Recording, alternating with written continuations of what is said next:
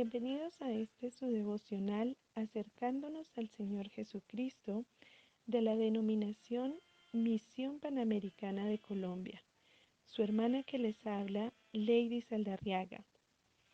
El día de hoy comenzaremos leyendo Efesios capítulo 1 del versículo 3 al versículo 7, que dice de la siguiente manera.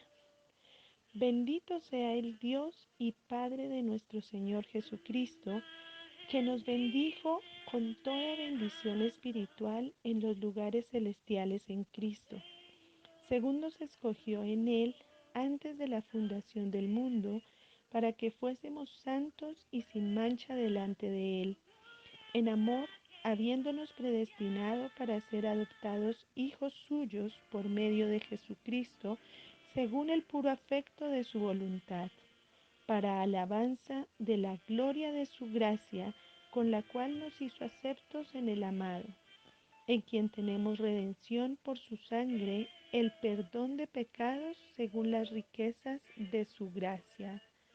Amén. Buen Dios y Padre Celestial, gracias por tu Hijo Jesús. Gracias porque al enviarlo y al Él servir hasta el sacrificio, nos enseñó tu plan.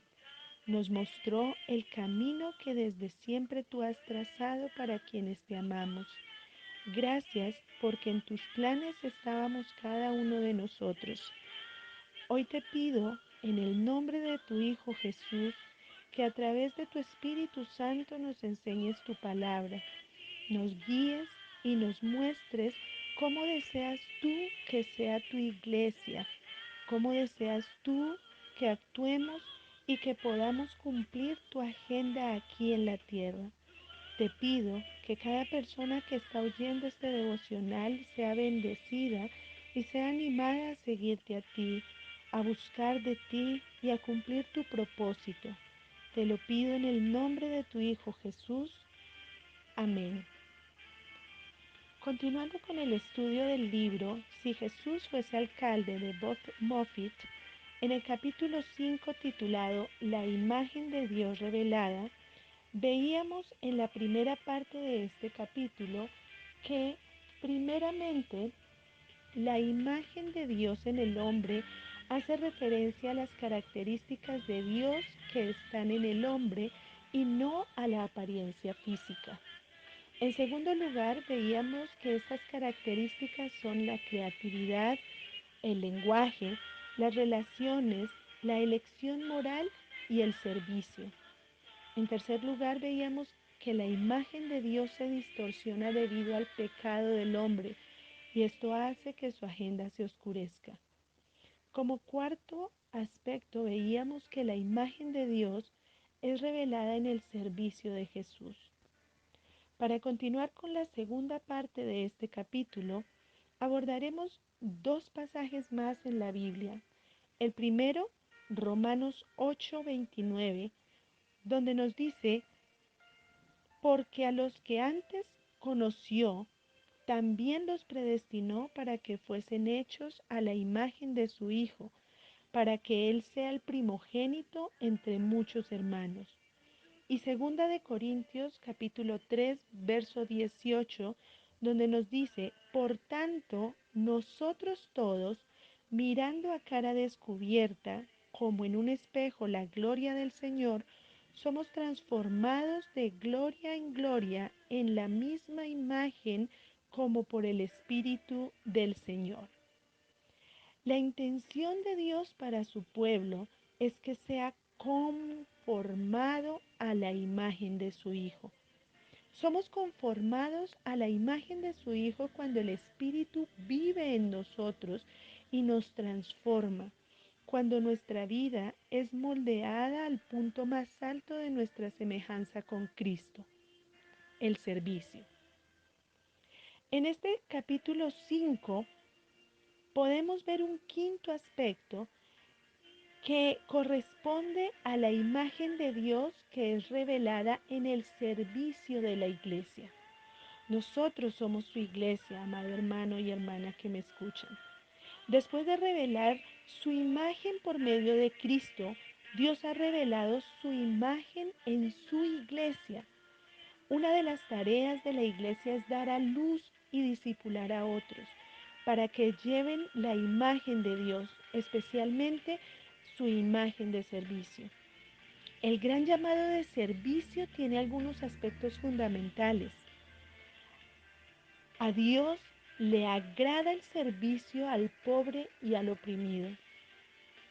La Biblia nos enseña, hablando acerca del ayuno en Isaías 58, versículos 6 al 7, ¿no es más bien el ayuno que yo escogí, desatar las ligaduras de impiedad, soltar las cargas de opresión, dejar ir a los quebrantados y que rompáis todo yugo? ¿No es que partas el pan con el hambriento y a los pobres errantes albergues en casa, que cuando veas al desnudo lo cubras y no te escondas de tu hermano? El servir debe ser nuestra marca distintiva porque pertenecemos al reino. Quienes pertenecen al reino dan comida al hambriento, visten al desnudo, visitan a los que están enfermos y en prisión. En Mateo 25:35, Jesús hablando decía, porque tuve hambre y me diste de comer, tuve sed y me diste de beber, fui forastero y me recogisteis, estuve desnudo y me cubristeis, enfermo y me visitasteis, en la cárcel y vinisteis a mí. La verdadera religión, la religión pura, consiste en servir a las viudas y a los huérfanos y a aquellos que necesitan protección. Santiago, capítulo 1, versículo 27, habla acerca de esa religión pura y sin mácula delante de Dios el Padre. Y nos habla de esto, visitar a los huérfanos, a las viudas en sus tribulaciones y guardarse sin mancha del mundo. Jesús hizo énfasis en la prioridad de Dios en amor y servir al prójimo. Cuando aquel maestro de la ley le preguntó cuál era el mandamiento más grande, él respondió que era amar a Dios sobre todas las cosas, pero el segundo es semejante: amarás a tu prójimo como a ti mismo. No hay otro mandamiento mayor que estos. La iglesia demuestra y administra la agenda de Dios, pues cada hijo es equipado como embajador y siervo.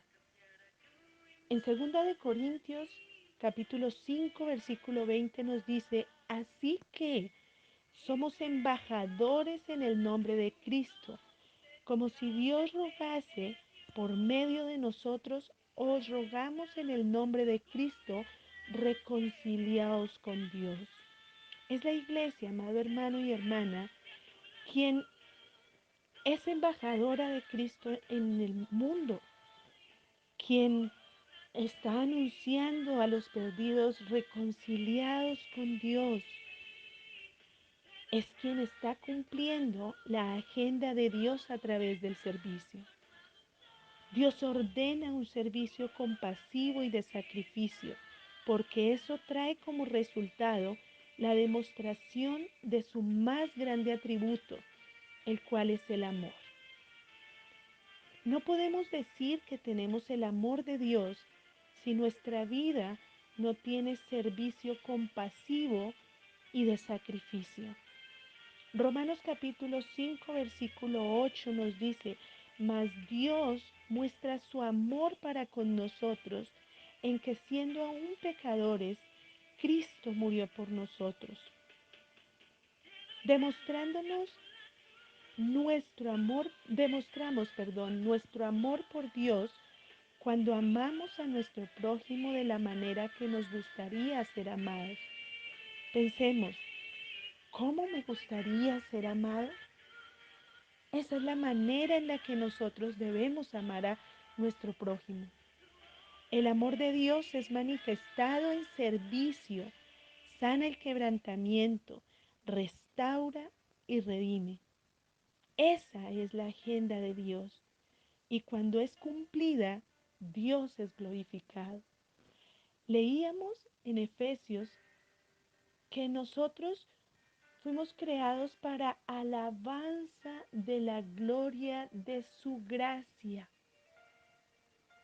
Y Dios es glorificado cuando su iglesia sirve hasta el sacrificio, porque su amor es manifestado. En este capítulo 5, amado hermano y hermana, hay un sexto aspecto que es importante resaltar, y es que un llamado a una visión bíblica del servicio es lo que nosotros debemos buscar. Para algunos cristianos la palabra servicio está relacionada con el servicio involuntario, con la esclavitud, porque ellos se pueden sentir ofendidos con la palabra servicio. El concepto de servicio a los ojos del mundo tiene muchos significados que dependen de la posición social y el dinero o el poder que se tenga. Pero amado hermano y hermana, nosotros no somos del mundo, aun cuando estemos en este mundo. Por esa razón, el concepto, el significado de servicio no debe ser el mismo que el del mundo. Debe ser un concepto bíblico. Y ese concepto bíblico de servicio no es posible sin la presencia interior de Cristo, pero es posible por medio del poder del Espíritu de Dios. Esto quiere decir que sin la presencia de Cristo en nuestras vidas, nosotros no podemos servir. Pero teniendo esa presencia interior de Cristo y a través o por medio del Espíritu Santo, nosotros podemos hacerlo. No es con fuerza, sino con el poder del Espíritu de Dios, nos dice Zacarías en el capítulo 4, versículo 6. Así que, hermano mío, amigo mío, hoy lo animo a que con su espíritu usted desee servir de la manera que Jesús sirvió aquí en el mundo. Dios es el que produce ese querer como ese hacer por su buena voluntad. Y Él es el que nos puede ayudar y nos llama a cumplir su agenda aquí en el mundo para que su nombre sea glorificado. Permítame hacer una oración en este momento. Padre Santo, gracias por esta palabra que hoy nos das. Gracias porque tú nos dices y nos recuerdas que tu plan, que tu propósito, Padre Celestial, también está con cada uno de nosotros, con tu iglesia. Está con nosotros para que tu iglesia pueda cumplir, Padre Celestial, aquel plan que desde el principio tú tenías presente, Señor. Ayúdanos a entender en nuestro hombre interior tu palabra y que tu Espíritu Santo nos anime y nos levante para poder servir de la manera que tú deseas que sirvamos. Te lo pido en el nombre de tu Hijo Jesús. Amén.